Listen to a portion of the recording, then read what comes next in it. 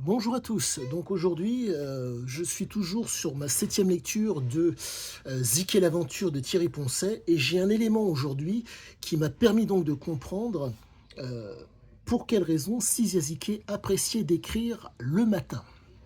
Il s'avère que pour Oro, je ne sais pas comment ça se présentait, mais j'ai constaté une chose, c'est que dans l'émission, donc la défunte émission entre guillemets de Monsieur Philippe Gildas, nulle part ailleurs, il expliquait qu'il travaillait de 6 heures à midi.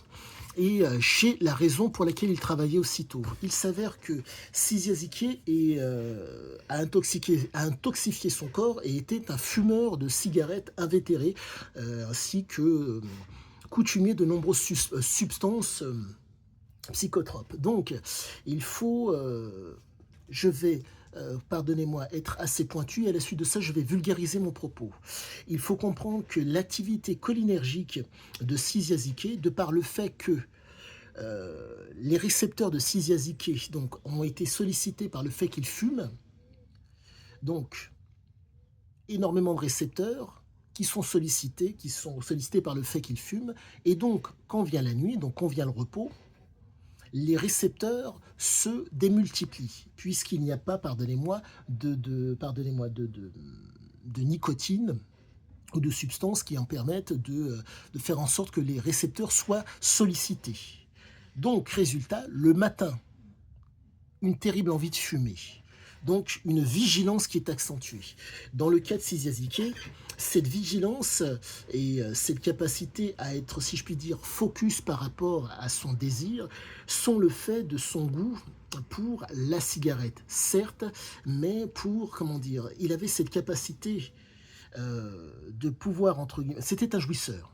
Cette capacité à être un jouisseur fait que, entre la substance et la situation, il choisissait constamment soit la substance, soit la situation.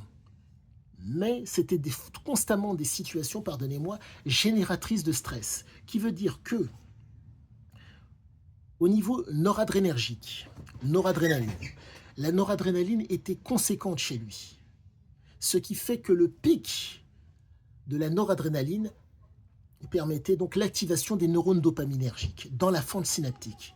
Résultat, nous sommes avec un homme qui, comme il avait fumé, vaqué à ses occupations au cours de la journée, et que la nuit venait, il reposait, les récepteurs s'étant multipliés, de par le fait qu'il ne fumait pas, entre guillemets, euh, il ne sollicitait pas son corps, il se relaxait, voire il se relâchait durant la nuit. Chose très importante à se rappeler et à comprendre, c'est le détail qui fait l'angle. C'est un homme qui a pour habitude d'être relaxé, mais pas relâché. Quand vient la nuit, il se relaxe et il se relâche. Donc il y a démultiplication des récepteurs. Cette démultiplication des récepteurs fait que lorsqu'il se lève le matin, hypervigilance qui fait qu'il y a la cigarette du matin qui est susceptible comment dire, l'envie de fumer est présente. Et donc, cette période matinale fait qu'il est focus intellectuellement, au niveau, comment dire, certes du préfrontal, mais aussi au niveau sous-cortical. Et donc, cette vigilance était accentuée le matin, d'où le fait d'écrire le matin.